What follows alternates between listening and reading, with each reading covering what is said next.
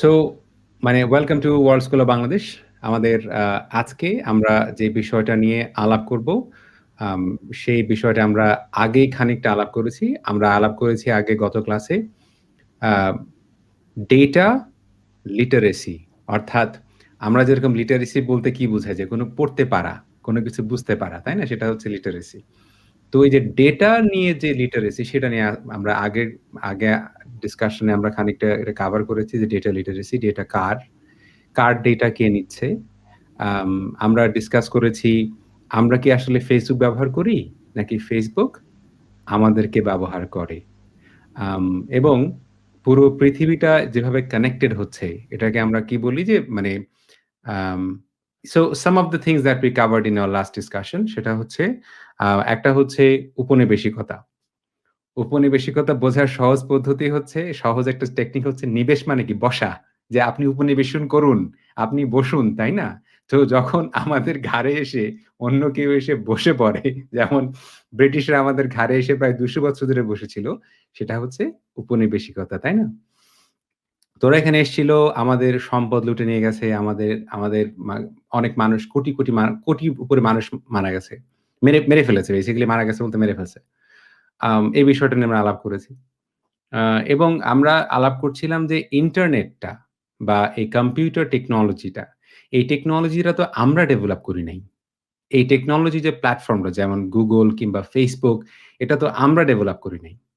এটা আসছে পশ্চিম থেকে আসছে। অর্থাৎ এই ডেভেলপমেন্ট তোমার আমেরিকাতে হয়েছে। আমরা আগের দিন আলাপ করেছি যে পৃথিবীর মাত্র ৭ জন মানুষের কাছে, সরি ৮ জন মানুষের কাছে, পৃথিবীর অর্ধেক মানুষের কাছে যে সম্পদ, তার চাইতে বেশি সম্পদ মাত্র ৮ জন মানুষের কাছে। এবং এই ৮ জন মানুষের মধ্যে ৭ জনই হচ্ছে টেকনোলজি কোম্পানির মালিক কিংবা সিইও কিংবা কর্ণধার। আমরা কোন মানুষের কথা বলেছিলাম শিফান? হ্যাঁ, বিল গেটস, হু, তারপর হু, জে বেজস, ইলন হু, হু, মাস্ক, মার্ক হু, হু, জাকারবার্গ, তারপর টিম কুক, হু, তারপর হু। হচ্ছে আর একসময় খেয়াল স্টিভ নেই জবস নামগুলো। ছিল। হ্যাঁ, স্টিভ জবস ছিল, ও তো মারা হুম, গেছে। এই তো আর কিন্তু খেয়াল নেই। হুম। তো পৃথিবীর সবচাইতে ধনী মানুষ একটা মানে জেফ বেজোসের আ যখন ডিভোর্স হয়ে গেল, তখন সম্পদ অর্ধেক ভাগ হয়ে গেল। তখন কমে গেল। কিন্তু এর আগে ১ম এ ছিল জেফ বেজোস অর্থাৎ অ্যামাজনের মালিক, তাই না? আচ্ছা। অথবা মার্ক জাকারবার্গ। আম আমরা তো এই মানুষগুলোর একটা কমন বৈশিষ্ট্য হচ্ছে এরা সবাই সাদা। অর্থাৎ এরা ইউরোপিয়ান। এরা সবাই হচ্ছে পুরুষ মানুষ, right? That's what we have seen. তো আমরা এখন আমরা বোঝার চেষ্টা করছি যে আসলে আমরা যে এখন সময়টার ভেতর দিয়ে বাস করছি এটাকে আমরা বলি গ্লোবাল ডিজিটাল ইকোনমি। ইকোনমিটা হচ্ছে কি? ডিজিটাল। তাই না? তো এই যে ডিজিটাল ইকোনমির ভিতর দিয়ে আমরা যাচ্ছি এবং সমস্ত অর্থনীতি এই বিষয়টা হচ্ছে ক্রমান্বয়ে কি হয়ে যাচ্ছে? ডিজিটাল হয়ে যাচ্ছে। তো আমাদের সাথে আজকে মিথিলা আছে। মিথিলার কাছ থেকে আমরা শুনবো যে আম ওর ডিজিটাল ইকোনমির পার্টিসিপেশন এর এক্সপেরিয়েন্স এর কথা শুনবো এবং ওর কাছ থেকে আমরা ডেটা সম্বন্ধে আরো অনেক কিছু জানতে পারবো। যে আসলে আম মানে মিথিলা ইস আ আ মানে রাইজিং ডিজিটাল মার্কেটিয়ার। ও ডিজিটাল মার্কেটিং নিয়ে কি করছে, কিভাবে কি করছে এবং তারপরে আমরা ডেটা নিয়ে কথা বলতে আরম্ভ করব যে কেন আমাদের ডেটা সম্বন্ধে এই সমস্ত বিষয় জানা দরকার। তো মিথিলা, তুমি আমাদেরকে তোমার পরিচয়, তারপরে হচ্ছে তোমার বর্তমান ডিজিটাল মার্কেটিং এর সাথে ইনভলভমেন্ট এগুলো নিয়ে আমাদেরকে যদি ১ম এ ইন্ট্রোডিউস করো, তারপরে we'll engage in a conversation.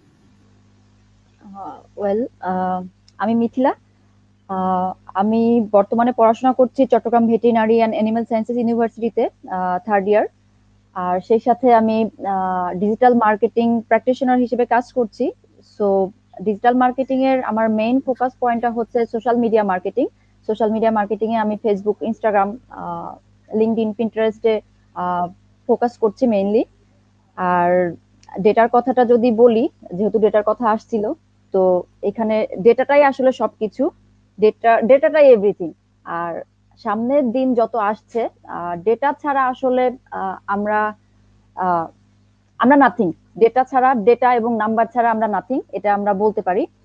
R digital marketing এর ক্ষেত্রে যদি ডেটার কথা আমি বলি, যে ট্র্যাকিং করা, মেজারমেন্ট করা, দেন ট্র্যাকিং করে আমরা যে অডিয়েন্সকে কাস্টমারে কনভার্ট করছি, ডেটা ছাড়া এই ব্যাপারগুলা পুরোটাই ইম্পসিবল, আসলে পুরোটাই ইম্পসিবল। সো ডেটা অনেক বেশি ইম্পর্টেন্ট একটা ফ্যাক্টর, এবং সামনের যত দিন আসছে এটা আরো বেশি ইম্পর্টেন্ট হতে যাচ্ছে। এবং ডেটা নিয়ে যারা কাজ করছে বা ডেটা যারা ভালো বুঝে বা ডেটা যারা অ্যানালাইসিস করতে পারে, ডেটা অ্যানালাইসিস যারা করতে পারে তাদের ভবিষ্যৎ অনেক ভালো, এটা নিশ্চিন্তে বলা যায়।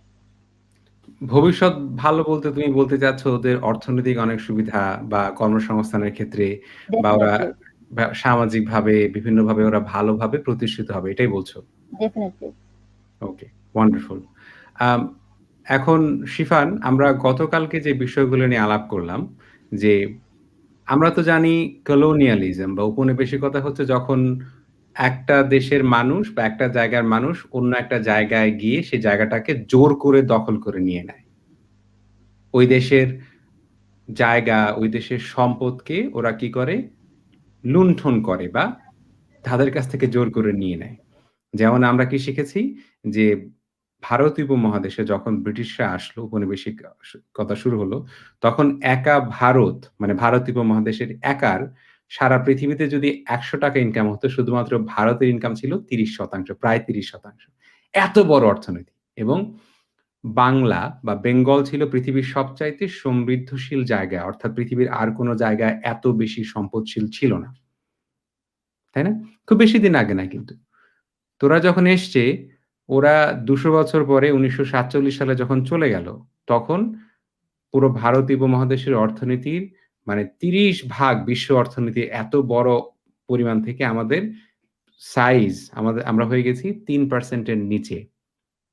৩% এর নিচে। অর্থাৎ পুরো ভারত উপমহাদেশকে একেবারে শোষণ করে, লুণ্ঠন করে একেবারে ধ্বংসের দ্বারপ্রান্তে দাঁড় করিয়ে দিয়ে পরে চলে গেছে। অর্থাৎ in other words ব্রিটিশ যে শিল্প বিপ্লব, সেই শিল্প বিপ্লব কিন্তু আমাদেরকে লুণ্ঠন করে, আমাদেরকে শোষণ করে, এই অর্থ দিয়ে ব্রিটিশ শিল্প বিপ্লবের অর্থায়ন করা হয়েছে। এবং তোমরা যখন বড় হবা মানে মিথিলা তো অলরেডি বিশ্ববিদ্যালয়ে পড়ে। তুমি যখন বিশ্ববিদ্যালয়ে পড়বা এবং যদি ইতিহাস নিয়ে পড়ো, তাহলে এটা তুমি জানতে পারবা। আচ্ছা, ওকে। সো এটা গেল তো বুঝলাম যে এক ধরনের উপনিবেশিকতা। তারপরে গতকালকে আমরা আলাপ করলাম ডেটা। ডেটার উপনিবেশিকতা। অর্থাৎ ডেটাকেও কলোনাইজ করা যায়। এটা কিরকম? What does it mean? Data colonialism কি? শিফান? মানে ডেটা আমি কলোনিয়ালিজম তোমার কাছে কি মনে হয়? হ্যাঁ, ইয়েস, হ্যাঁ। যেমন বর্তমানে টেকনোলজি যত কোম্পানিগুলো আছে হুম, সব হুম, কিন্তু আমেরিকায়, যেমন ফেসবুক, টুইটার হুম, কিংবা যে কোনো ধরনের সোশ্যাল মিডিয়া কোম্পানি হোক না কেন, সেটা আমেরিকায়। হুম, তো হুম, তাদের কাছে কিন্তু আমাদের তথ্যগুলো সংরক্ষিত অবস্থায় আছে তাদের সার্ভারে। হুম, তারা কিন্তু চাইলেই আমাদের যে কোনো ক্ষতি করে দিতে পারে কিংবা মানে যা ইচ্ছা করতে পারে। হুম, তা সেই ক্ষেত্রে তারা কখনোই চাইবে না যে আমরা ভালো কিছু করি কিংবা ভালো করি, কারণ তাদের মেইন স্ট্র্যাটেজি হচ্ছে তারা যাতে লাভ করতে পারে তাদের বিজনেসে। সেই ক্ষেত্রে তারা তাদের নিজেদের ইচ্ছা মতো রুলস তৈরি করেছে সাইকোলজির মাধ্যমে আমাদের আটকে রাখার জন্য, আমাদেরকে তাদের সোশ্যাল মিডিয়াতে ধরে রেখেছে। আমাদের হুম, ঘন্টার পর ঘন্টা সময় নষ্ট হয়ে যাচ্ছে, আমরা হুম, বুঝতে পারছি না। হুম, তো এইটাই হচ্ছে বেসিক্যালি ডেটা কলোনিয়ালিজম, যে আমাদের উপর মানে এমন ভাবে আমাদেরকে দাবিয়ে রেখেছে যাতে আমরা উঠতে না পারি। কিন্তু যারা বুঝে তারা ঠিকই উঠতে পারবে, কিন্তু যারা বুঝে না তারা তো মানে ওদের ফাঁদে পা দিয়ে ফেলেছে অলরেডি। হুম। ইন আমি আদার এখানে ওয়ার্ডস একটা জিনিস অ্যাড করতে চাই। হুম, হুম, সিউর। সেটা হচ্ছে আমি শুধুমাত্র ফেসবুকের এক্সাম্পল দিতে চাই। সেটা হচ্ছে ফেসবুক অ্যাডস এর কথা যদি আমি বলি, হুম, ফেসবুক অ্যাড যখন করব, তো তখন আমি ফেসবুককে একটা পার্টিকুলার অ্যামাউন্ট দিচ্ছি একটা অ্যাড এর জন্য। লাইক হুম, আমি $10 এর জন্য একটা অ্যাড করছি, তো হুম, $10 আমি ফেসবুককে দিয়ে দিলাম। এর জন্য হয়তো ফেসবুক আমাকে আম, 10,000 মানুষের কাছে রিচ করাবে বা দশ হুম, হাজার মানুষের ডাটা আমাকে দিচ্ছে। হুম, লাইক বা আমি $10 দিয়ে 100 জনের লিড জেনারেশন করলাম, 100 হুম। জনের লিড পেলাম, তার নাম, লিড ফোন জেনারেশনটা কি নাম্বার। বলো তো আমাদেরকে Mithila? What is lead generation? Lead generation বলতে একজন অডিয়েন্সের ডাটা কালেক্ট করা। যেমন তার নাম, নাম হতে পারে, লিডের অনেক ক্যাটাগরি থাকে। যদি একদম বেসিক বলি সেক্ষেত্রে হচ্ছে আপনার নাম, ফোন নাম্বার এবং ইমেল, যেটা দিয়ে তাকে রিচ করা যাবে। হুম, হুম, আহ, তো লিড জেনারেশনের জন্য আমি $10 ফেসবুককে দিয়ে 100 জনের লিড কালেক্ট করলাম। হুম, তো লিড কালেক্ট করলে এটা একটা কমপ্লেক্স হয়ে যাবে, আমি আরেকটু সহজ করে বলি। যেমন হুম, 100 জনের কাছে আমি পৌঁছালাম আমার একটা প্রোডাক্ট সেল করার জন্য। এটা হতে পারে আমি আমি আম বিক্রি করছি, আমার বাড়িতে অনেক আম আছে, সেই আমটা বিক্রি করব। 100 জনকে টার্গেট করেছি যে এই 100 জন হচ্ছে আম কিনতে পারে বা আম পছন্দ করে, তো এদের কাছে আমার একটা রিচ করবে। সো 100 জন আমার আমটা কিনছে। তো যখন আমি ফেসবুককে $10 দিলাম এবং আমার আমটা বিক্রি করলাম, এটা চলে গেল। তো আমি যে ফেসবুককে $10 দিয়ে এই যে 100 জন মানুষের কাছে রিচ করেছি, এই ডাটাটা কিন্তু আমার কাছে থাকছে না, ফেসবুকের কাছে থাকছে। তো যখন আমি আবার আম বিক্রি করতে যাব বা আমি চাইবো যে এদের কাছে আমি আবার পৌঁছাই বা এনিহাউ এদের সাথে আমি কানেক্ট করি, তখন ফেসবুক নাই, যে কোনো কারণে হয়তো আমার আইডিটা ব্যান হয়ে গেছে বা বাংলাদেশের থেকে ফেসবুক ব্যান হয়ে গেছে, আমি কিন্তু এই 100 জনের কাছে আর পৌঁছাতে পারছি না। বাট ফেসবুক কিন্তু এদেরকে ইউজ করতে পারছে, এদের ইউজ করতে পারছে এবং তাদের যে অডিয়েন্স বা যে ডাটাবেসটা আছে এদের সবাইকে ইউজ করতে পারছে, বাট আমি রিচ করতে পারছি না। এটা আচ্ছা, কাইন্ড অফ ইনডিরেক্টলি ডমিনেন্ট করা। এক্স্যাক্টলি। মিথিলা, আমি তোমাকে অনেকগুলো বোকা বোকা প্রশ্ন করব। মানে ধরো আমি কিছুই জানি না, আমি একজন চা বিক্রেতা, আমি গ্রামে চা বিক্রি করি। আমি তোমাকে ওই ধরো আমি শিফানের মতো স্কুলে পড়ি, আমি তোমাকে একেবারে বেসিক বেসিক প্রশ্নগুলো জিজ্ঞেস করবো, যাতে করে এই ভিডিওটা পরবর্তীতে যারা শোনে দেখে Sure. ওরা যেন বুঝতে পারে। আচ্ছা, আমি যেটা বুঝেছি তোমার কথা থেকে, কথাটা হচ্ছে এরকম, লিড জেনারেশন কিরকম। আমি শিফান যখন ফেসবুকে থাকে, ও ফেসবুকে কোন ধরনের ছবি পছন্দ করে, কোন ধরনের পোস্ট দেয়, ওর সাথে কার বন্ধুত্ব, এখান থেকে প্রতিনিয়ত আমি শিফানকে, মানে শিফানের সম্বন্ধে লক্ষ লক্ষ ধরনের ডেটা কালেক্ট করছি। একদম এভরিথিং এভরিথিং। এই যে শিফানের ডেটা, ডেটাটা তো শিফানের ডেটা, এটা তো আমার ডেটা না। ডেটা তো আর আকাশ থেকে এসে পড়ে নাই। আমি যদি শিফানের ঘরে ঢুকে বলি যে ঘরটা আমার, ঘরটা তো শিফানের। শিফানের টেবিল, শিফানের চেয়ার, শিফানের মানে খাট, এগুলো আমি নিয়ে নিলাম। তো আমি যদি তোমার জায়গাকে এসে, তোমার জায়গাটাকে যদি আমি জোর করে দখল করে নিই, সেটা তো কোনো বেশি কথা। ঠিক একইভাবে তোমার যে ডেটা, ডেটার মালিক তো তুমি বাবা।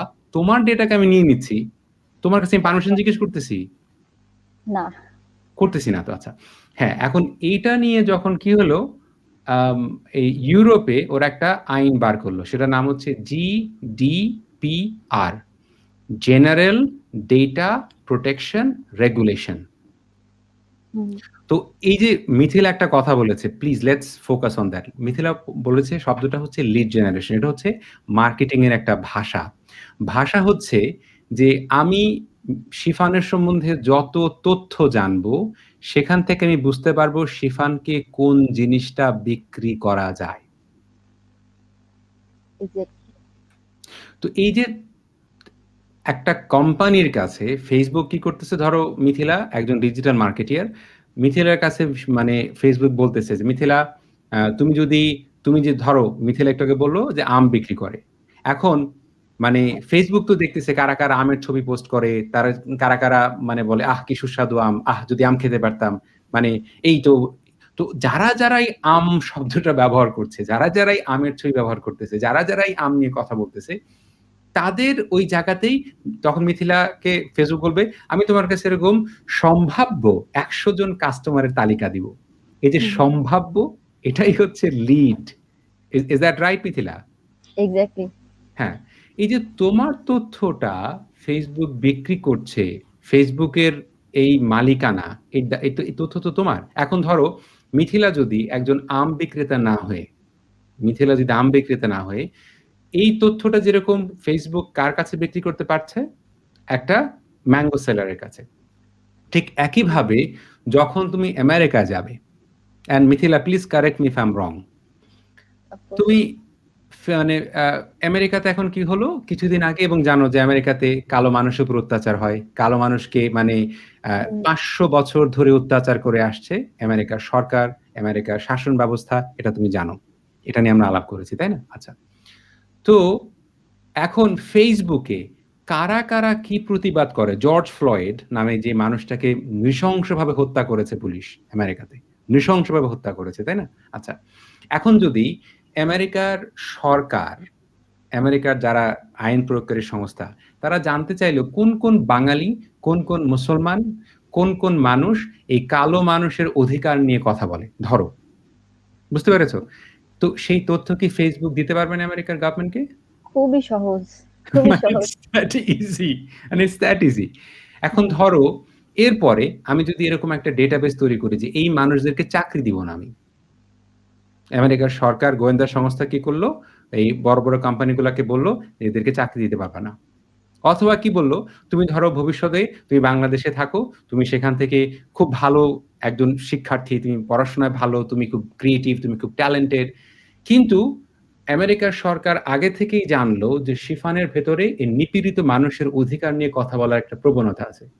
শিফান সামাজিক ন্যায় বিচারটার ব্যাপারে কেয়ার করে। মানুষ হিসেবে তোমরা করবোই। যখন মানে মানুষ হওয়ার জন্য যখন রোহিঙ্গাদের উপর অত্যাচার হয়, আমরা কি প্রতিবাদ করব না? যখন পাহাড়ি মানুষের উপর অত্যাচার আমরা প্রতিবাদ করব না? একটা মানে সংখ্যালঘু মানুষ, হিন্দু মানুষের উপর যখন প্রতিবাদ মানে অত্যাচার হয়, আমরা প্রতিবাদ করব না? অবশ্যই প্রতিবাদ করব। কেন প্রতিবাদ করব না? তোমার তো প্রতিবাদ করা এটাই তো মানবতা। আমরা শিক্ষিত কেন হচ্ছি? কি জন্য আমরা মানে মানে হোয়াট ডাজ ইট মিন? শিক্ষিত হওয়ার মানে কি? তো সেই তথ্যটা যদি জানতে পারে যে শিফান কি করে? নিপীড়িত মানুষের পক্ষে কথা বলে। মিথিলা এটা সম্ভব না যে শিফান যদি অবশ্যই ভিসার জন্য এপ্লাই করে তাহলে শিফানকে ভিসা ক্যানসেল করে দেয়া হবে? খুব ইজি। তাহলে তথ্য কি শুধু তথ্য নাকি তথ্য তোমাকে নিয়ন্ত্রণ করার একটা পদ্ধতি? একদম। Do you understand? তারপরে আমরা গতকাল কি নিয়ে আলাপ করেছি যে এখন দেখো, ধরো মিথিলা আ আম বিক্রি করে। আচ্ছা। এখন তোমার পকেটে একটা ফোন আছে। সেখানে জিপিএস গ্লোবাল পজিশনিং সিস্টেম একটা স্মার্টফোন আছে। তুমি যদি এরকম হয় যে তুমি এরকম একটা মানে দোকানে যাও যে দোকানে তোমার কি আ মানে তুমি বিভিন্ন আমের দোকানে যাও। তো আমি তো ওই যে গুগলে গিয়ে একটা দোকানকে লোকেট করা যায় না গুগল ম্যাপে গিয়ে যে হুম, এটা হচ্ছে পাবনার সুজানগরের সুস্বাদু হুম, আমের হুম। দোকান। এমন একটা লোকেট করা যায় না হ্যাঁ, গুগলে হ্যাঁ, গিয়ে? যায়। আচ্ছা। তো তুমি গুগলে গিয়ে তুমি তোমার আমের দোকান লোকেট করে রেখেছো। Okay fine. এখন শিফানের পকেটে একটা স্মার্টফোন। শিফান করতেছে কি আমের দোকানে যাচ্ছে। এই আমের দোকান থেকে সে আমের দোকান, সে আমের দোকান থেকে সে আমের দোকান। আচ্ছা। ফেসবুকের পক্ষে জানা সম্ভব না যে শিফান শুধু আমের দোকানে ঘুরে, ঘুরে বেড়ায়? হ্যাঁ, একদম, ইটস পসিবল রাইট? আচ্ছা। একদম। তো সেখান থেকে বাবারে তুমি কোথায় যাচ্ছ? তুমি কোন দোকানটাতে যাচ্ছ? তুমি কোথায় চা খাচ্ছ? সেটা পর্যন্ত তো ওরা ট্র্যাক করতে পারে। ট্র্যাক করতে পারে না? একদম। আচ্ছা। এখন মিথিলা দেখো মানে মিথিলার কাছ থেকে আমরা ডিজিটাল মার্কেটিং শিখবো এবং আমি চাই আমাদের বাংলাদেশের ছেলেমেয়েরা অবশ্যই, অবশ্যই ওদেরকে অর্থনৈতিকভাবে স্বাবলম্বী হতে হবে। পেটে খাবার না থাকলে ওই যে একটা কবিতা আছে না? সুকান্তের, "ক্ষুধার রাজ্যে পৃথিবী গদ্যময়, হুম, হুম। পূর্ণিমার চাঁদ যেন ঝলসানো রুটি।" শোনো রুটি। হ্যাঁ, আমার পেটে যখন খাবার নেই, তখন তো আমাকে খেতে হবে। I have to। কিন্তু তার মানে এই না যে আমরা স্বতন্ত্রভাবে চিন্তা করতে শিখব না। রাইট? তো শিফান বাবা আমাকে বলো তো ক্রিটিক্যাল থিংকিং মানে কি? What is critical thinking? আমি বলেছি মানে আপনি যেটা বলেছেন আরকি যে গতানুগতিক চিন্তার বাইরে গিয়ে কোনো কিছু চিন্তা করাই ক্রিটিক্যাল থিংকিং। ইন্ডিপেন্ডেন্টলি চিন্তা করা। হুম, মানে স্বতন্ত্রভাবে চিন্তা করা। কোনো কিছু বিষয়টা নিয়ে ডিপলি চিন্তা করা। এটাই ক্রিটিক্যাল থিংকিং বেসিক্যালি। আচ্ছা। মিথিলা আমাদের ক্রিটিক্যাল থিংকিং ক্রিটিক্যাল থিংকিং এর সাথে এখানে কি right thinking or wrong thinking এর কোনো রিলেশন আছে? যে আমি ও যেটা থিংকিং করছি হুম, হুম, এটা যে রাইটই হবে হুম, হুম, বা রং হবে না এরকম হুম। কিছু কোনো ব্যাপার আছে? হ্যাঁ, অবশ্যই অ্যাবসোলিউটলি। আছে। আমাকে অবশ্যই বলো, আছে। বলো। হ্যাঁ, আমাকে মানে আমি চিন্তা করছি সেটা ভুল হতে পারে আবার সঠিক হতে পারে। সব ক্ষেত্রে যে আমি সঠিক হবো এটার তো কোনো মানে নেই। আর আমাকে চিন্তা করার সময় অবশ্যই নিরপেক্ষভাবে চিন্তা করতে হবে। আমি যদি হুম, কোনো দলের সাপোর্ট নিয়ে যদি চিন্তা করি তাহলে আমার মাথার মধ্যে শুধু সেটাই ঘুরবে যে হ্যাঁ, হ্যাঁ এই দলটাই ভালো, এই দলটাই ভালো। হুম। এভাবে চিন্তা করা যাবে না। আমাকে চিন্তা করতে হবে যে এই দলের ব্যাকগ্রাউন্ডটা কি, ওই দলের ব্যাকগ্রাউন্ডটা কি, আমি কেন তাকে সাপোর্ট করব কিংবা কেন তাকে সাপোর্ট করব না। এই সম্পূর্ণ বিষয় নিয়ে চিন্তা করাটাই হলো ক্রিটিক্যাল থিংকিং। আচ্ছা। দল কিন্তু শুধুমাত্র আমি কিন্তু দল বলতে কিন্তু আমি রাজনৈতিক দল বোঝাচ্ছি না। না, আমাদের না আমি অনেক দল আছে। আমাদের ফুটবল ফুটবল ক্রিকেটের কথা দল। বলছি। আমি কি মোহামেডান সাপোর্ট করি নাকি আওয়ামী লীগ হ্যাঁ, সাপোর্ট করি, আমি কি পুপ্পারা সাপোর্ট করি। ধরো আমি আর শিফান আমরা দুইজনই সাতবাড়িয়া স্কুলের ছাত্র। তো আমাদের দুইজনের সাতবাড়িয়া স্কুলের প্রতি দুর্বলতা আছে। তো এখন যদি এরকম হয় যে হ্যাঁ। ফুটবল খেলা হচ্ছে, সাতবাড়িয়া স্কুল বনাম আ একটা স্কুলের নাম বলো তো বাবা? Joynagar pilot school. আচ্ছা, এখন তো সূর্যনগর পাইলট স্কুল দেখো মানে শিফানের মাথায় কিন্তু আছে। কারণ এই দুটো স্কুলের মধ্যে একটা প্রতিদ্বন্দ্বিতা আছে। শিফানের মাথায় এটা খুব ভালো করে আছে। এখন যদি এরকম হয় যে সাতবাড়িয়া স্কুল এবং এই সুজানগর স্কুল এই ২ টা খেলা হচ্ছে। খেলা তো খেলাই। এখন যদি শিফানের সামনে আমি যদি সুজানগর স্কুলের কোনো একটা ছাত্রকে অপ্রয়োজনে গালি দিই, অপ্রয়োজনে তার সাথে অন্যায় আচরণ করি। এখন যদি শিফান মনে করে যে না আমি আর আঙ্কেল আমরা তো একই স্কুলে পড়ি, কাজেই আমাদের স্কুলের মানে দুর্নাম করা যাবে না। সেটা কি আসলে আমরা নিরপেক্ষ চিন্তা করতে শিখছি? না, না। একদমই না। আচ্ছা মিথিলা, তোমার কাছে প্রশ্ন হচ্ছে আমার। তুমি বিশ্ববিদ্যালয়ে পড়ছো, তুমি মানে আমি আর শিফান যে স্কুলে পড়েছি, তুমি সেই স্কুলের মানে সেই স্কুলেরই ছাত্র। তুমি গার্লস স্কুলের ছাত্র, আমরা দুজন বয়েজ স্কুলের ছাত্র। ওকে। তো ক্রিটিক্যাল চিন্তা করা কেন? কি জন্য প্রয়োজন? আমার কাছে যেটা মনে হয় যে হুম, ক্রিটিক্যাল চিন্তা করার মাধ্যমে আমরা যে কোনো একটা সমস্যার আহ, যে সমাধানটা আসলে হওয়া উচিত সেখানে পৌঁছাতে পারি। ওকে। র্যান্ডম থিঙ্কিং যারা করবে, এভারেজ যারা আছে, তারা যে সমাধানটা দেবে সেটা হয়তো অ্যাপ্রোপ্রিয়েট সমাধান না। ক্রিটিক্যাল থিঙ্কিং এর মাধ্যমে আমরা অ্যাপ্রোপ্রিয়েট যে সলিউশনটা হওয়া উচিত সেখানে পৌঁছাতে পারি। ওয়ান্ডারফুল। বর্তমান সময়ে ক্রিটিক্যাল থিংকিং এর জরুরি মানে মানে তোমার কাছে কি মনে হয় যে আমরা যে সময় বাস করি এই সময় ক্রিটিক্যাল থিংকিং বা স্বতন্ত্রভাবে চিন্তা করা, নিরপেক্ষভাবে চিন্তা করা, এই চিন্তা করার জরুরি এখন সময় তোমার কাছে কেন মনে হয় যে কি জন্য এই জন্য জরুরি এখন? আহ, কারণ আমরা যত ডিজিটাল হচ্ছি আমাদের প্রবলেম তত বাড়ছে, আর যত প্রবলেম বাড়বে তত প্রবলেমের তত তাড়াতাড়ি র্যাপিড সলিউশন দরকার। আর র্যাপিড সলিউশনের জন্য আমার মনে হয় ক্রিটিক্যাল থিঙ্কিংটা সব থেকে বেশি ইম্পর্টেন্ট। ওয়ান্ডারফুল, ওয়ান্ডারফুল একটা কথা বলেছো Mithila, thank you so much. যত পৃথিবীটা ডিজিটাল হচ্ছে তত পুরো পৃথিবীটা কানেক্টেড হয়ে যাচ্ছে, তাই না? এবং এই কানেকশনটা এরকম পর্যায়ে চলে গেছে, আমরা এটাকে বলি হাইপার কানেক্টেড। আমরা যে পৃথিবীতে বাস করি সে পৃথিবীটা হচ্ছে হাইপার কানেক্টেড পৃথিবী, তাই না? এরকম একটা হাইপার কানেক্টেড পৃথিবীতে আমাদের আগে আমরা পুরো জীবন পার করে দিতে পারতাম একটা গ্রামে, জন্মালাম, সেই গ্রামেই বাস করি, সেই গ্রামেই বড় হচ্ছি। অন্য গ্রামের মানুষ, অন্য অন্য জায়গার মানুষ, অন্য ধর্ম, অন্য বিশ্বাস, অন্য সংস্কৃতি, এই সমস্ত মানুষের সংস্পর্শে না আসলেও আমাদের পুরো জীবন পার করে দেওয়া সম্ভব হতো, রাইট? কিন্তু এখন তুমি থাকতে পারো সাতবাড়িয়া, থাকতে পারো হাটখালি, কিন্তু তোমার যে চয়েস, আমি তোমাকে একটা সহজ উদাহরণ দিয়ে বলি। আমি প্রায় উদাহরণটা দিই। ধরো শিফানকে যদি বলা হয় যে শিফান বাবা টাকা কোনো সমস্যা না, তুমি যে ফোন চাইবা সেই ফোনই তুমি পাবা। তুমি কোন ফোন চাইবা শিফান? একটা ফোনের নাম বলো তো আইফোন, বাবা। IPhone, iPhone. না, আমি ফোন চাই না। আচ্ছা ধরো আইফোন। ধরো তুমি ফোন চাও, ধরো তোমাকে একটা ফোন, তাহলে টাকা আইফোন। কোনো ফোন, আইফোন। এখন দেখো আইফোন, তো বাবা, হ্যাঁ। তুমি থাকো সাতবাড়িয়াতে, মিথিলা মানে পাবনা, মানে তোমরা পাশাপাশি থাকো, তাই না? তো হ্যাঁ, এত দূর থেকে আমাদের চাহিদাটা আইফোন হয়ে গেল। এখন যদি আমি আমার বাবাকে বলি, আমার বাবা এই প্রযুক্তি এগুলা বোঝেন না বা এগুলা ব্যবহার করেন না। আমার বাবা কিন্তু বলবেন না যে আমি আইফোন চাই। তার মানে তুমি থাকতে পারো সাতবাড়িয়াতে, তুমি থাকতে পারো হাটখালি ইউনিয়নে। কিন্তু তোমার যে চাহিদা, তোমার যে ডিজায়ার, তোমার যে স্বপ্ন, সেই স্বপ্নটা কিন্তু গ্লোবাল। সেই স্বপ্নটা হচ্ছে গ্লোবাল। আমার ছেলেও চাইবে, সে আইফোন চাইবে। শিফানও আইফোন চাইবে, মিথিলাও আইফোন চাইবে এবং বাই দ্য ওয়ে আমি যখন বলি আমি কিন্তু নিজে আইফোন ব্যবহার করি। সো তার মানে কি আচ্ছা দেখো, তার মানে কিন্তু আমার এটা দেখালাম না যে দেখো আমি আইফোন ব্যবহার করি, তোমরা ব্যবহার করো না। ব্যাপারটা কিন্তু এরকম না। আচ্ছা। তো বিষয়টা হচ্ছে আমাদের চাহিদা, আমাদের স্বপ্ন, আমাদের প্রত্যাশা এগুলা সব কি হয়ে যাচ্ছে? গ্লোবাল হয়ে যাচ্ছে, তাই না? তো জি। তুমি তো থাকতে পারো সাতবাড়িয়াতে, কিন্তু তোমাকে প্রতিযোগিতা করতে হবে গ্লোবালি। তুমি যে সমাজে বাস করো সেই সমাজটা হচ্ছে গ্লোবাল সমাজ। এর মানে হচ্ছে তোমাকে, তুমি যে ধারণায় বিশ্বাস করো যেটা তোমার কাছে সঠিক কিংবা ভুল, তার চাইতে খুবই আলাদা, মানে ভীষণ ভিন্ন ধরনের, ভিন্ন বিশ্বাসী, ভিন্ন জীবনধারার মানুষের সাথে তোমাকে একসাথে কাজ করতে হবে। ওই জায়গায় তুমি যদি স্বতন্ত্রভাবে চিন্তা করতে না পারো, তোমার পক্ষে বেঁচে থাকা, তোমার পক্ষে একসাথে কাজ করা ইম্পসিবল, সম্ভব হবে না। You can do that. পারবা না তুমি। মানে ইস দ্যাট এই ব্যাপারে মিথিলা তোমার কাছে কি মনে হয়? অ্যাবসলিউটলি, আমি আপনার সাথে একদমই এগ্রি করি। হুম। যে আমরা কিন্তু খুবই দুঃখজনকভাবে সত্য কথা, এটা শুধুমাত্র বাংলাদেশে না সারা পৃথিবীতেই আমরা কিন্তু স্কুল কলেজে এই স্বতন্ত্রভাবে চিন্তা করতে শিখি না।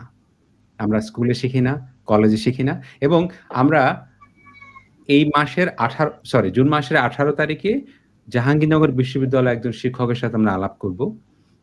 একজন প্রফেসর যে শুধুমাত্র স্কুল কলেজেই যে তোমার মানে স্বতন্ত্র চিন্তা শেখানো হয় না ব্যাপারটা কিন্তু সেটা না। ইভেন বিশ্ববিদ্যালয়গুলোতেও আমরা স্বতন্ত্রভাবে, নিরপেক্ষভাবে, ইন্ডিপেন্ডেন্টলি, ক্রিটিক্যালি চিন্তা করতে শিখি না। মিথিলা, তুমি তো বিশ্ববিদ্যালয়ে পড়ো। এ ব্যাপারে তোমার মতামত কি এবং তোমার অভিজ্ঞতা কি?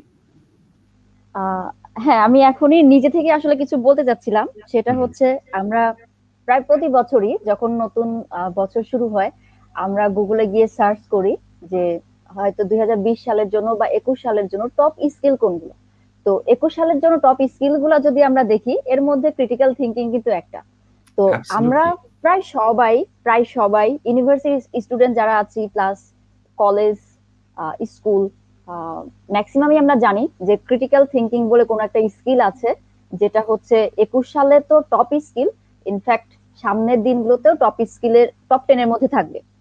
তো এটা জানার পরেও আমরা শুধু জানি যে ক্রিটিক্যাল থিঙ্কিং এটা একটা স্কিল, বাট এটা আসলে যে কি জিনিস, এটা নিয়ে কিন্তু আমরা কখনো সার্চ করি না যে ক্রিটিক্যাল থিঙ্কিংটা আসলে কি, বা এটা কিভাবে কাজ করে, আহ, বা এটার আসলে এটা নিয়ে কোনো কোর্স আছে কিনা, বা এটা নিয়ে কোনো স্কুলে বা কলেজে শেখানো হচ্ছে কিনা, বা ইন্টারন্যাশনাল কোনো ডিগ্রি আছে কিনা। এগুলো কিন্তু আমরা চাইলে নিজে থেকে সার্চ করতে পারি। যখন আমরা ইউনিভার্সিটিতে পড়ছি বা কলেজে পড়ছি, তখন কিন্তু আমাদের টিচাররা এসেছে আমাদেরকে শিখিয়ে দিয়ে যাবে যে ক্রিটিক্যাল থিঙ্কিং এই এই এই বা এইভাবে কাজ করে। এটা কিন্তু না, আমাদের নিজে থেকে সার্চ করতে হবে যে আসলে ব্যাপারটা এভাবে কাজ করে, তখনই আমরা শিখতে পারবো। আর আমরা সবসময় একটা কাজ করে থাকি, সেটা হচ্ছে আমরা স্কুল কলেজের সিস্টেম, এডুকেশন সিস্টেমকে আমরা সবসময় দোষারোপ করি। বাট আমরা নিজে থেকেও যে কোনো স্টেপ নেই না, সেটা আমরা কখনোই বলি না যে আমরা আসলে কোনো স্টেপ নিচ্ছি না। তো আহ 18 বছর বা তার আগে, আমি গ্রামের কথা বাদ দিলাম, শহরের যে স্টুডেন্টরা আছে তাদেরও সেম অবস্থা। যখন আমি চট্টগ্রামে পড়তে গেছি, তখন শহরের স্টুডেন্টদের সাথে যখন আমার পরিচয় হয়েছে, তো আহ, এটা আমি শুধুমাত্র এডুকেশন সিস্টেমকে দোষ দিতে চাই না, এটা হচ্ছে আমাদের একটা ফেয়ার যে আমরা কমফোর্ট জোনের মধ্যে থেকে বের হয়ে নিজে থেকে কিছু করার এই এই এফোর্টটা আসলে আমরা দিতে চাই না। এটা আমাদের মেজর প্রবলেম। আর শুধু টিচারদের যে প্রবলেম বা আমাদের এডুকেশন সিস্টেমের প্রবলেম, এটা আমি বলবো না। আমাদেরও অনেক অনেক অনেক প্রবলেম আছে। কারণ আমাদের অ্যাবসোলিউটলি। ক্যাপাসিটি আছে। আহ, আহ, হাতে ফোন আছে, ল্যাপটপ আছে, ইন্টারনেট কানেকশন আছে, সার্চ করতে পারি। সার্চ করলে অনেক কিছু চলে আসবে, যেগুলো পড়লে একটা ইনফরমেশন পাবো, যেখান থেকে হয়তো আরো হায়ার লেভেলে যেতে পারি। বাট এই যে সার্চ করাটা এবং সার্চ করার পরে যে ভিডিও আসছে বা ব্লগ আসছে, এটা পড়ার পেছনে যে টাইমটা দেয়া বা একটা পেশেন্স ধরে রাখা, এটাই আমাদের নেই। You are right. You are absolutely right. এর সাথে আমি কতগুলো পয়েন্ট যোগ করি। ক্রিটিক্যাল থিংকিং আমরা যখন বাংলায় এই ক্রিটিক্যাল শব্দটা ব্যবহার করি, দেখো, একটা হচ্ছে টেক্সট, মানে কোনো একটা শব্দের অর্থ কিন্তু তার প্রেক্ষাপটে উপরে ভিত্তি করে কিন্তু হয়। একই শব্দ ২ টা বাক্যে ব্যবহার করলে ২ টা হুম, অর্থ হয়, একই শব্দ। আমি যদি ধরো পানির কথা বলি যে, "I drink water", আমি এখানে পানি পান করছি। অথবা হুম, "I water the plant", আমি পানি দিচ্ছি। তো একই এক্স্যাক্টলি। শব্দ ২ টা বাক্যে ২ টা অর্থ। ইনফ্যাক্ট সাধারণত টোনের আমাদের সাথে অনেক সময় ভ্যারি করে যে আমি হুম। কিভাবে এটা আহ, উচ্চারণ করছি। হুম, হুম। তো আমি কিভাবে উচ্চারণ করছি, আমার টোনালিটি কি, আমি কোন প্রেক্ষাপটে ব্যবহার করছি এটা। বাংলাদেশে আমরা আমাদের আর্থসামাজিক প্রেক্ষাপটে, আমাদের সাংস্কৃতিক প্রেক্ষাপটে আমরা যখন বলি যে এই লোকটা কিন্তু খুব ক্রিটিক্যাল, আমরা এই শব্দটা মনে হয় যে নেগেটিভ। হুম, হুম, হুম। অথবা কেউ যদি বলি যে এই মানুষটা কিন্তু খুব ক্রিটিক্যাল রে, তার মানে একে এভয়েড করে চলো। কিন্তু আমি বাংলায় সহজ স্পষ্ট করে যেটা বলতে চাই, ক্রিটিক্যাল শব্দের অর্থ হচ্ছে চিন্তা করা। আমরা কিন্তু চিন্তা করি না। এবং দেখো, এই কথাটা তোমরা মনে রেখো যে আমাদের ব্রেইনের ২ টা ব্রেইন আছে। একটা হচ্ছে ইমোশনাল ব্রেইন, আরেকটা হচ্ছে লজিক্যাল, রেশনাল ব্রেইন।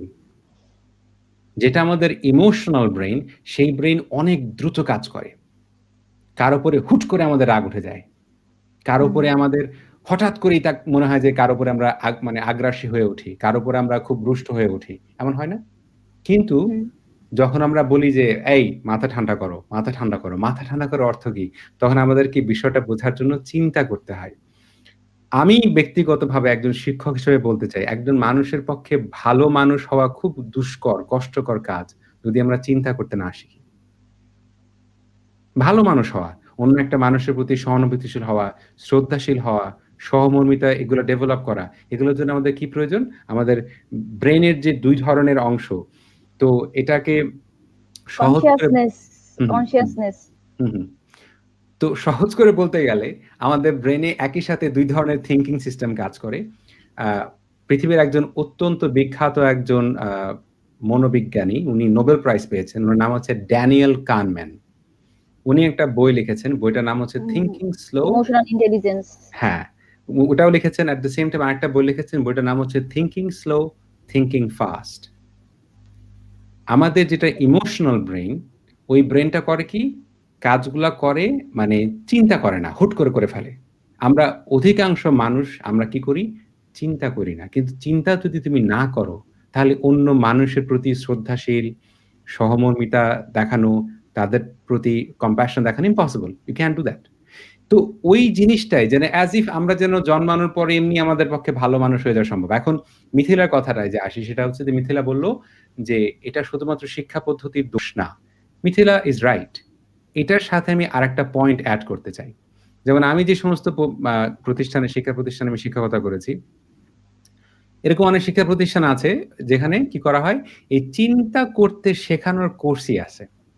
যেমন একটা কোর্স আছে ইন্টারমিডিয়েটে, এটাকে বলে আইবি ইন্টারন্যাশনাল ব্যাকালোরিয়েট। অনেক এক্সপেন্সিভ লেখাপড়া। ওইটার নাম হচ্ছে টিওকে, থিওরি অফ নলেজ। যখন তুমি ইন্টারমিডিয়েট পড়ছো, সেই ইন্টারমিডিয়েট পড়ার সময়ই যারা প্রাইভেট এক্সপেন্সিভ এলিট প্রতিষ্ঠানে পড়ে, তাদেরকে চিন্তা করতে শেখানো হয়। কোর্সই আছে চিন্তা করতে শেখানো। আমি যে সমস্ত শিক্ষা প্রতিষ্ঠানে শিক্ষকতা করেছি, আমরা আমাদের ছেলেমেয়েদেরকে ডিবেট শিখাতাম। শিফানের সাথে আমি এ ব্যাপারে কথা বলেছি যে, আচ্ছা ঠিক আছে ৭ বার স্কুল কিভাবে ডিবেট ক্লাব করা যায় ইত্যাদি, ইত্যাদি। আমাদের ডিবেটের অধিকাংশ ক্ষেত্রে আমরা করি কি মানে একটা স্পিচ মুখস্থ করি। মানে কিন্তু ঠিক সেই মুহূর্তে চিন্তা করে কোন একটা বিষয়কে নিয়ে ভেবে কথা বলার জন্য প্রচুর লেখাপড়া করার প্রয়োজন পড়ে। আমি মিথিলার সাথে যেটা এড করব যে এমন অনেক শিক্ষা প্রতিষ্ঠান আছে যেটা হচ্ছে বিত্তশালী, ক্ষমতাশালী যারা মানুষ তাদের ছেলেমেয়েদের ওই সুযোগটা ওরা পায়। ওরা করে কি ওই জায়গায় ক্রিটিক্যাল থিংকিং এরকম কোর্স আছে, ওদেরকে এভাবেই করা হয় এবং ওই জায়গায় পড়াশোনার পদ্ধতিটা এরকম তুমি চাইলে মুখস্থ করতে কিছু করতে পারবা না। পড়াশোনার পদ্ধতিটা এরকম। মুখস্থ করে কোনো কিছু লিখতে পারবা না। You can't actually memorize. That's not gonna work. কাজই করবে না। তো আরেকটা জিনিস ক্রিটিক্যাল থিংকিং তোমাকে বোঝায়, চিন্তা করতে শেখা। মিথিলা আমার সাথে যদি please correct me if I am wrong, please do. Sure, sure. একটা শিশু জন্মের পরে সে দেখেছো কত প্রশ্ন করে? সবকিছু নিয়ে প্রশ্ন করে। সবকিছু হুম। নিয়ে। এটা কি, ওটা কি, হ্যান কি, ত্যান কি মানে আমি একজন প্যারেন্ট, আমি সে জায়গা থেকে বলতেছি। সেটা হচ্ছে যে আমরা একটা শিশু এই পরিমাণে প্রশ্ন করে যে আমরা এক পর্যায়ে বিরক্ত হয়ে যাই, তাই না? হুম। কিন্তু আমরা যারা বাবা-মা আমরা আমাদের সন্তানের প্রতি ভালোবাসার কারণে আমরা কিন্তু ওটাকে আমরা উত্তর দেওয়ার চেষ্টা করি কিংবা আদর করি। প্রশ্ন করাটাকে আমরা কি করি না? আমরা সেটাকে বন্ধ করে দিই না। We don't do hmm. this, right? আচ্ছা। হুম। কিন্তু আমার বাচ্চাটাই যখন স্কুলে যায়, তখন তো একজন স্কুলের শিক্ষক যার বেতন খুবই সামান্য, যার বিভিন্ন অর্থনৈতিকভাবে সে আ মানে প্রান্তিক পর্যায়ে বাস করে। আমাদের দেশে যেমন ধরো ফিনল্যান্ডে প্রাইমারি স্কুলের টিচার হতে গেলে সবচাইতে মেধাবী মানুষদের প্রাইমারি স্কুলের টিচার হতে হয়। সবচাইতে one of the most respected এবং well paid profession হচ্ছে তোমার প্রাইমারি স্কুলের টিচার। তার মানে বাংলাদেশে যেরকম কেউ মেধাবী হলেই যার মানে খুব মানে ব্রেইন মানে পড়াশোনায় যে ভালো ইত্যাদি, ইত্যাদি তাদের আইদার তোমার বুয়েট ইঞ্জিনিয়ার হতে হবে, ডাক্তার হতে হবে কিংবা বিসিএস ক্যাডার হতে হবে ইত্যাদি, ইত্যাদি। হুম। ফিনল্যান্ডে সবচাইতে যারা ভালো তারা কোন দিকে যায়?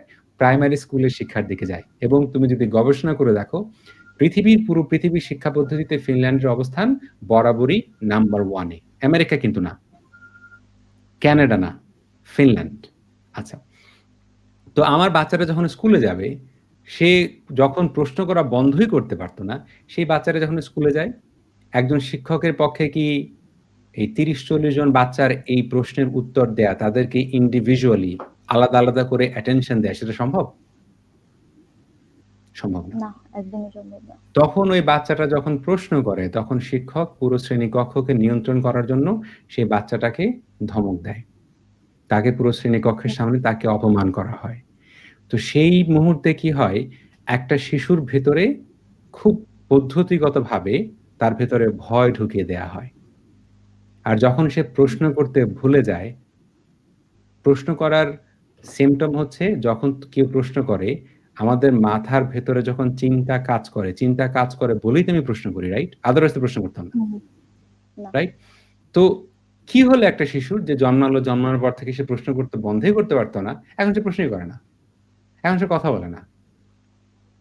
কিন্তু তার মানে হচ্ছে আবার আমরা বড়রা কি করি? যে যদি বাচ্চারা কোনো প্রশ্ন করে, "এই চুপ করো। কথা বলো কেন? বড়দের সামনে মানে বড়দের ভিতরে কথা বলতে হয় না?" এগুলো শিখাই না আমরা? হুম, আমি তার মানে কিন্তু বলতেছি না যে আমরা বেয়াদবি শিখাবো বাচ্চাদেরকে। বেয়াদবি না, অবশ্যই না। কিন্তু বাচ্চারা যখন প্রশ্ন করে, সে প্রশ্নের উত্তর যখন আমরা দিই না, রাইট? এখন ধরো, for hmm, example, let's talk about something very important.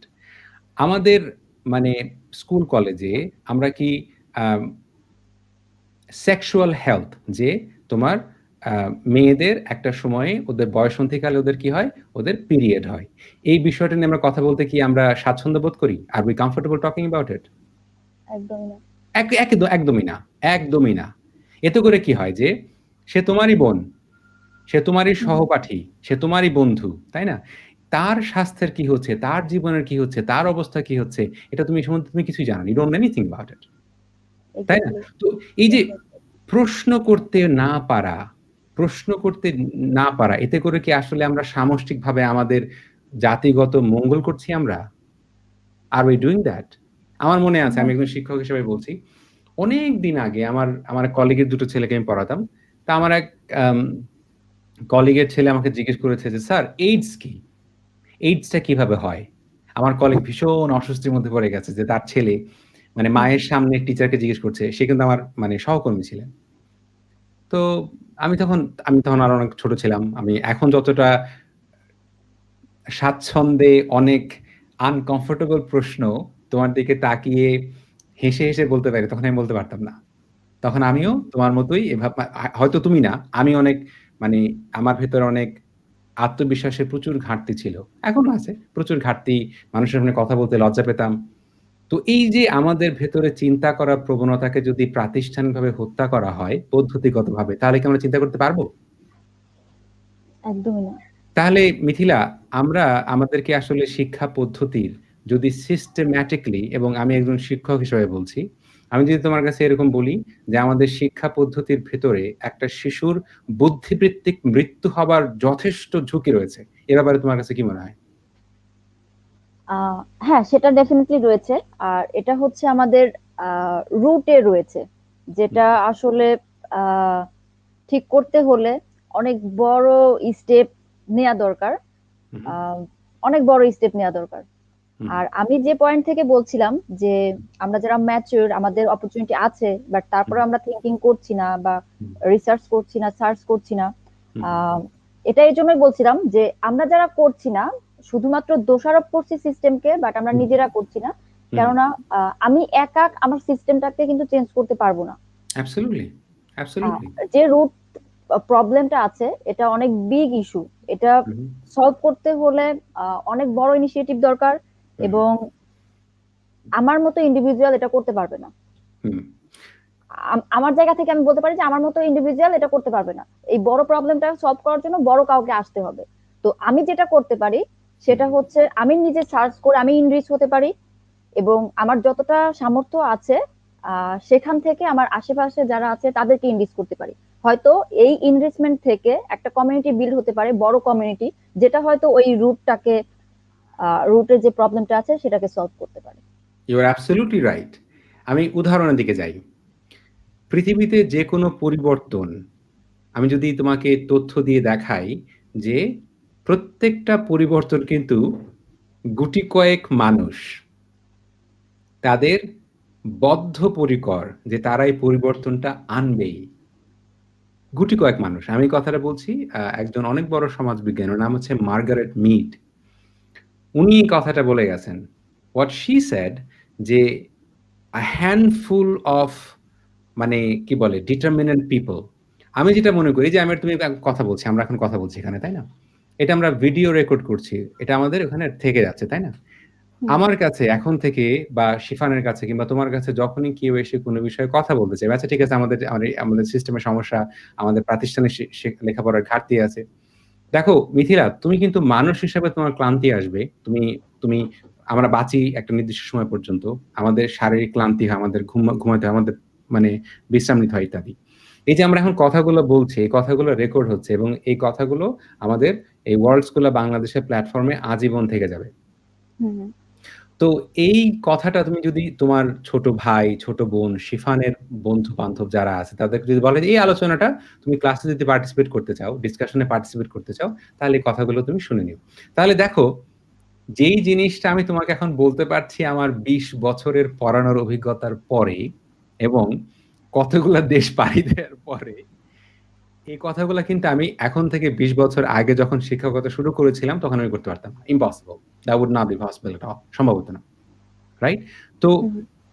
তুমি এই চেঞ্জ এর জন্য আমি যেটা বিশ্বাস করি যে বা আমি যেটা তোমাকে উদাহরণ দেখাতে পারি যে you are good enough to change the society where you leave.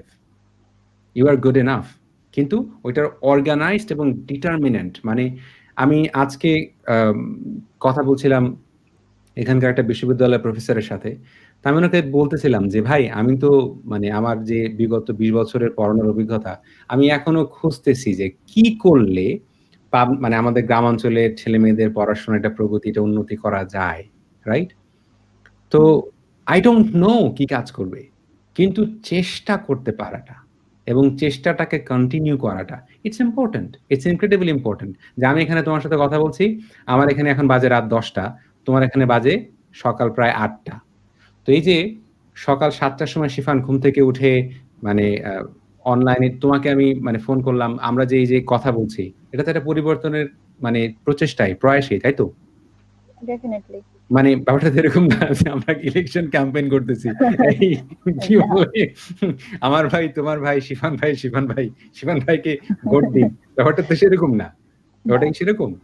না। ব্যাপারটা হচ্ছে আমাদের গ্রাম অঞ্চলে প্রান্তিক পর্যায়ে যে শিক্ষার্থীরা, তাদের শিক্ষার প্রগতির জন্য, উন্নতির জন্য আমরা কি করতে পারি?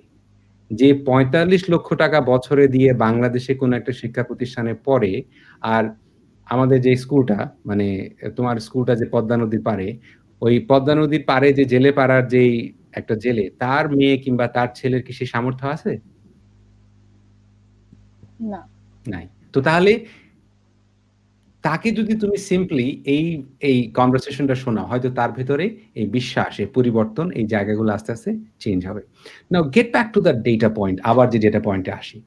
এই যে আমরা এত কানেক্টেড হচ্ছি, right? We are getting connected যে বাংলাদেশে এই মুহূর্তে ১০ কোটি মানুষ মানে 100 মিলিয়ন মানুষ তারা কি কানেক্টেড থ্রু ইন্টারনেট। হুম। বাংলাদেশে যত মানুষ তার চাইতে বেশি তোমার কি আছে?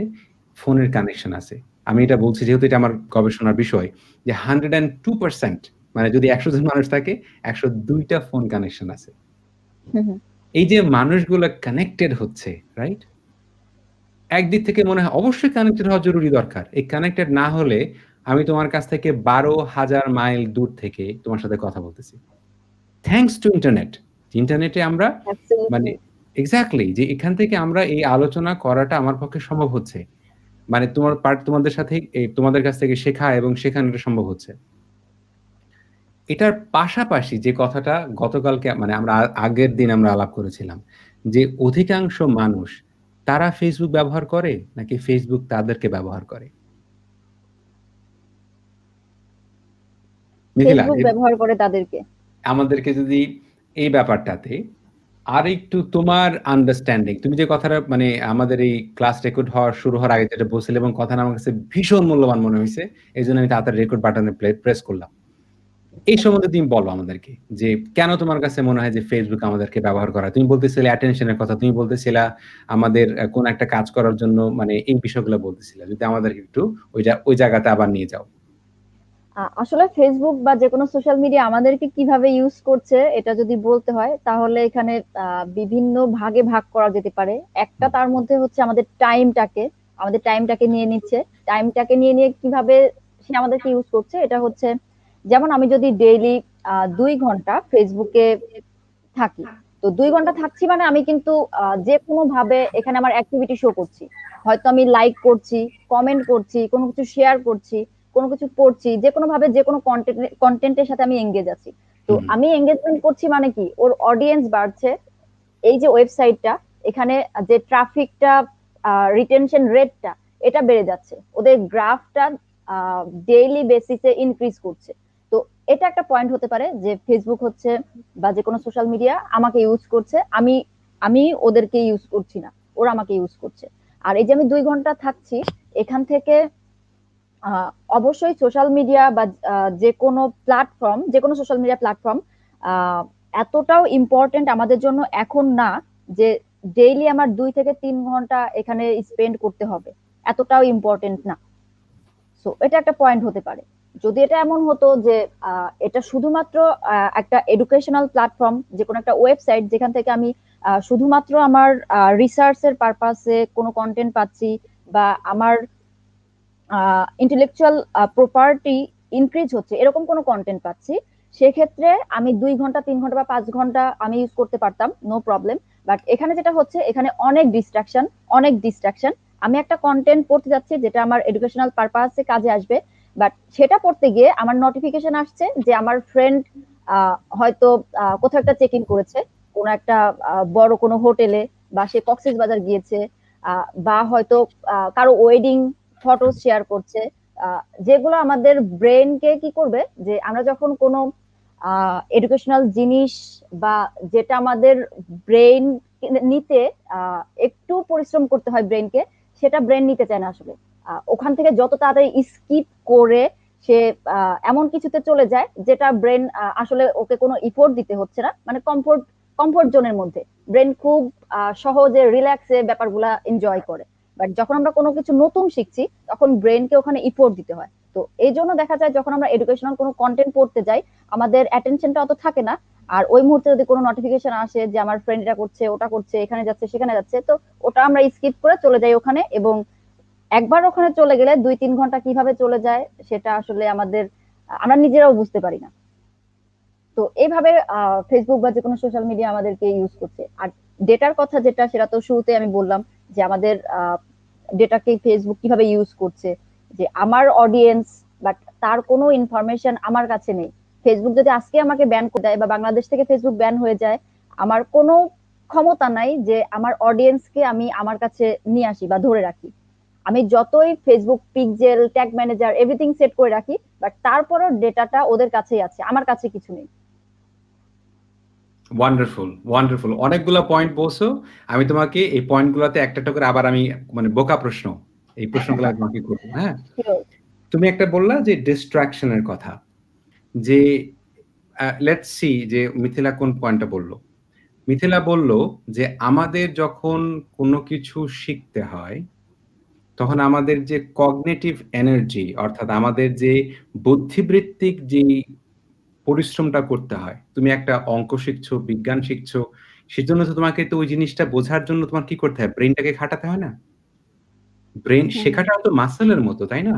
আমরা যত ব্যায়াম করি তত আমাদের শরীরের ক্ষমতা বাড়ে। এট দ্য সেম টাইম তোমার ব্রেইনের যেই ক্ষমতা, সেটার জন্য ব্রেইনকে তো একটা বিষয়কে ধরে সেটাকে পিছনে পড়ে থাকতে হয়। মানে রবীন্দ্রনাথ, নজরুল ইসলাম কিংবা মানে কি বলে জগদীশ চন্দ্র বসু, ওনারা যদি তাদের ব্রেইনটাকে তাদের বুদ্ধিবৃত্তিক প্রগতির জন্য ব্যবহার না করতেন, তাহলে তো তারা জগদীশ চন্দ্র বসু হতে পারতেন না। তারা তো নজরুল হতে পারতেন না। রাইট? আচ্ছা। একদম। এই যে মিথিলা যেটা কথা বলল, তুমি ২ ঘন্টা ফেসবুকে কাটাচ্ছ। ওকে। তুমি যদি ২ ঘন্টা, আমি তোমাকে একদম সহজ শর্তের একটা কথা বলি। ধরো তুমি ২ ঘন্টা খেতে গিয়ে তোমার বাবার সাথে ক্ষেত নিড়াচ্ছ, ধান কাটছো। তাই না? তোমার বাবা যদি নিজে ক্ষেতে কাজ করেন অথবা যদি একজন শ্রমিককে ক্ষেতে কাজে লাগান, সারাদিন কাজের শেষে তাকে টাকা দিতে হবে না? পারিশ্রমিক দিতে হবে না? তুমি যখন Facebook ব্যবহার করছো, মানে তুমি কার জন্য কাজ করছো? Facebook এর জন্য কাজ করছো। Facebook কি তোমাকে টাকা দেয়? তোমার পারিশ্রমিক দেয়? তোমার পারিশ্রমিক দেয় না। তোমার ব্যক্তিগত তথ্য, তুমি কোথায় যাচ্ছ, তুমি কি খাচ্ছ, তুমি কার সাথে বন্ধুত্ব করছো, এই সব তথ্যগুলো ওরা শুধু রাখছে। মিথিলা মানে টাকা খরচ করে, মেধা খরচ করে ও কাস্টমারের ডেটা যেটা রাখতেছে, কালকে যদি Facebook বলে যে মিথিলা তুমি বাদ, তাহলে ওখানে মিথিলার কিচ্ছু করার নাই। She has একদম। nothing to do. তোমার মেধা মানুষ হওয়ার ক্ষেত্রে পৃথিবীতে কোনো কিছু করার জন্য তোমার মেধাটা যে তোমার কাজের জন্য তুমি ব্যবহার করবা, সেটা তো আমি তোমাকে করতে দিচ্ছি না। শুধু এইটা না যে মানুষের ভিতরে বিভিন্ন ধরনের মানসিক রোগ, যেমন ধরো হতাশা, অস্থিরতা, আত্মহত্যার প্রবণতা এবং প্রতিনিয়ত অন্যের সাথে নিজেকে কম্পেয়ার করা। যে এই মিথিলা তো আজকে এরকম একটা দামি জামা পড়েছে, আমি পড়তে পারি নাই। কাজে আমার জীবন খুব মানে আমার জীবন খুব মানে দুঃখে পরিপূর্ণ আমার জীবন। মিথিলা আর এই যে আমরা যখন ফেসবুকে আমাদের নিজেদেরকে উপস্থাপন করি। জীবনটা হচ্ছে সবকিছু সহজ। আমি শুধুমাত্র চা খাই। মানে আমরা ফেসবুকে কিভাবে নিজেদেরকে প্রেজেন্ট করি? এই মোটরসাইকেল চালাচ্ছি, এই সুন্দর একটা জামা পড়েছি, কিংবা এই আজকে KFC তে গিয়ে মানে কি বলে মুরগির মানে ঠ্যাং খাচ্ছি। এভাবে তো আমরা প্রমোট করি, তাই না? হুম, হুম।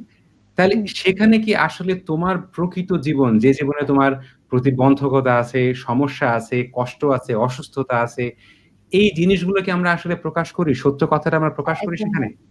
না, একদমই না। করি না। তো ধরো আজকে আমরা যে ক্রিটিক্যাল থিংকিং, আমরা যে স্বতন্ত্রভাবে চিন্তা করতে যে আলাপগুলো করছি, এই আলাপগুলা না করলে আমার তো শিফানের ফেসবুক দেখে মনে হবে শিফান শুধু মানে মুরগির ঠ্যাংই খায়। ও শুধু চাই খায়। ও শুধু মোটরসাইকেলই চালায় বেড়ায়। আমার সেটা মনে হুম, হবে না? একদম। আর আমার যদি মোটরসাইকেল না থাকে, আমি যদি মুরগির ঠ্যাং খেতে না পারি, তখন তো আমি দুঃখে পড়ে যাব। তখন আমি কি করব? আমি আমার বাবার সাথে গিয়ে মানে চিল্লাবো, চেঁচামেচি করব, মার সাথে চিল্লাবো, চেঁচামেচি করব। তাহলে এই যে তোমার Facebook তোমাকে খাটাচ্ছে, তোমাকে পারিশ্রমিক দিচ্ছে না। তোমার জীবনের ব্যক্তিগত তথ্য নিচ্ছে। এবং যদি তোমাকে কখনো কেউ বিপদগ্রস্ত করতে চায়, আমরা এই কথা শুনেছি না আগে যে ঘরের শত্রু বিভীষণ? হুম, জি। তোমার বন্ধু তোমার সম্বন্ধে যত কিছু জানে, সে যদি তোমাকে বিপদগ্রস্ত করতে চায়, সে যত সহজে করতে পারবে তোমাকে বিপদগ্রস্ত। যে মানুষটা তোমাকে চেনে না, সে কিন্তু তোমাকে সেটা করতে পারবে না। এই যে আমরা এখন যে কথাগুলা বলছি, এটাকে তোমার সমাজবিজ্ঞানের ভাষায় যারা প্রযুক্তি নিয়ে গবেষণা করে, এটা তারা বলে ডেটা লিটারেসি, অর্থাৎ টেকনোলজি লিটারেসি বা ডিজিটাল লিটারেসি। অর্থাৎ তোমার ডিজিটাল টেকনোলজির সাথে তুমি কানেক্টেড হচ্ছ। তুমি কি ইন্টারনেট ব্যবহার করছো? নাকি ইন্টারনেট তোমাকে ব্যবহার করছে? আমি তোমাদেরকে প্রায়ই যেই উদাহরণটা দিয়ে থাকি যে একজন ডাক্তার এবং একজন ডাকাত। একজন ডাক্তার একটা চাকু ব্যবহার করে অপারেশন করে মানুষের জীবন বাঁচায়, তাই না? হুম, আর একজন ডাকাত সেই চাকুটা ব্যবহার করে অন্য মানুষের জীবন নিয়ে নিতে পারে। তাই না? তো একজন জীবন বাঁচায়, আরেকজন জীবন নিয়ে নেয়। কি ব্যবহার করে? একই অস্ত্র ব্যবহার করে, তাই না? তো এই ইন্টারনেটের কিন্তু প্রচুর ভালো ব্যবহার, যে আজকে প্রত্যন্ত গ্রাম অঞ্চল থেকে ছেলেমেয়েরা, আমি খুবই হ্যাপি হয়েছি আজকে তোমার মিথিলের সাথে কথা শুনে যে she is doing very well in digital marketing, এবং আমি চাই যে মানে কি বলে ওখানকার অন্যান্য ছেলেমেয়েরা ওই প্রযুক্তি শিখুক, পরিবারকে সাপোর্ট করুক। কিন্তু আমাদের যেটা হওয়া দরকার সেটা হচ্ছে আমাদের কি হতে হবে? ডাক্তার হতে হবে।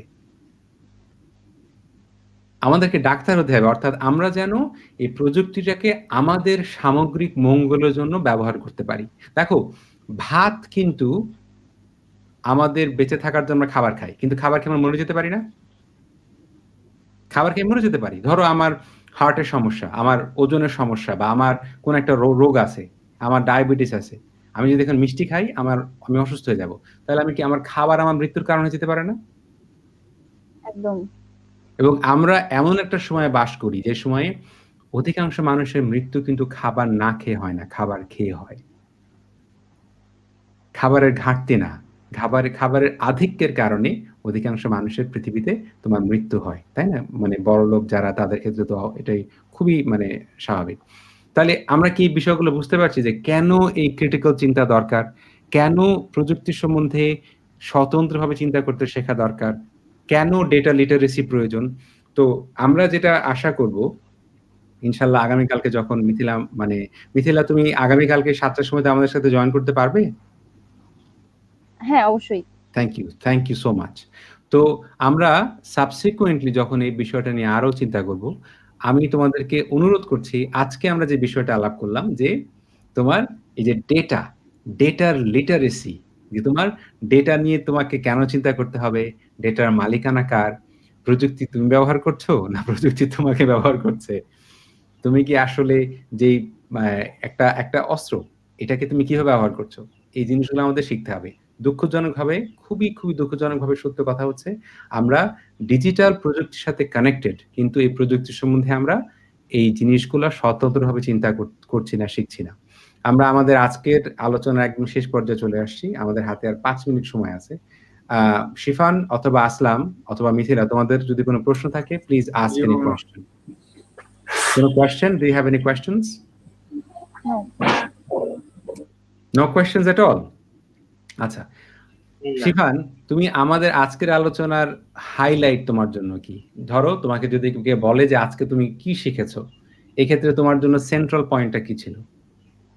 ডেটা ওকে, ডেটা বা মিথিলা, তুমি ইনফরমেশন যদি এবং ফেসবুকের যে বিষয়টা ওকে ফেসবুকের যে বিষয়টা আমাদের কিভাবে ডিস্ট্রাক্টেড করছে, তারপর ফিল্টার, ফেসবুক যে ফিল্টার আছে না, ছবি আপলোড করার সময় আমরা রেসিস্ট হওয়া শিখছি। আমরা কালো হলেও আমরা নিজেদের এমন ভাবে উপস্থাপন করি যে আমরা যাতে ফর্সা দেখায় আমাদেরকে ফেসবুকে। ওয়ান্ডারফুল। মিথিলা, আমাদের আজকে আলোচনার কোন বিষয়টা, ধরো তুমি যদি তোমার ছোট বোনকে বলো যে আজকে আমরা এই বিষয় নিয়ে আলোচনা করেছি, তুমি কি বলবে? Critical thinking. Critical thinking, wonderful. Aslam, শুনতে পাচ্ছো? জি মামা। হ্যাঁ, আজকের ডিসকাশন থেকে মানে মানে আজকে মানে এই ডিসকাশন থেকে হাইলাইট কি? What is your highlight? যা কিছু হাইলাইটটা হচ্ছে ডিজিটাল ডেটা। ডিজিটালের ডেটা যেটা হচ্ছে আমরা স্মার্ট যে গুগলে অথবা ফেসবুকে আমরা অনলাইন যে ডেটাগুলো আমরা ব্যবহার করি সবসময়, এগুলোর যে এটার তো কি বলে, একটা হচ্ছে ভালো দিক আছে, একটা খারাপ দিকও আছে, তো এটাই শিখছি। Okay, wonderful. Now, what I want you to do, all of you to do, I'm going to request you যে আগামীকালকে যখন আমরা এই ডিসকাশনটা কন্টিনিউ করব, যে আমরা এখন সবার আগে কি শিখছি যে কিভাবে নিরাপদ ইন্টারনেট ব্যবহার করা যায়, এবং এই প্রযুক্তির এই প্রযুক্তির প্রভাব আমাদের মানসিক কি প্রভাব ফেলছে, এটা আমাদের জন্য কতটা মঙ্গল বা কোন জায়গায় আমাদের ক্ষতি করছে, এই জিনিসগুলা আমরা বোঝার চেষ্টা করব। So tomorrow will continue the discussion. Shifan আজকে আমাদের শিফানের একটা it's a big day. He's going to get some computer equipment, so good luck. Safe journey, safe travels, and have a great day. Mithila, thank you very much for making some time, and we want you to engage in more critical conversation. And Aslam, we want you to participate tomorrow, and hopefully we'll continue the discussion. সবাই ভালো থেকো, সুস্থ থেকো, আল্লাহ হাফেজ, নিরাপদে থেকো। আল্লাহ হাফেজ। আল্লাহ হাফেজ। আল্লাহ হাফেজ, বাই বাই।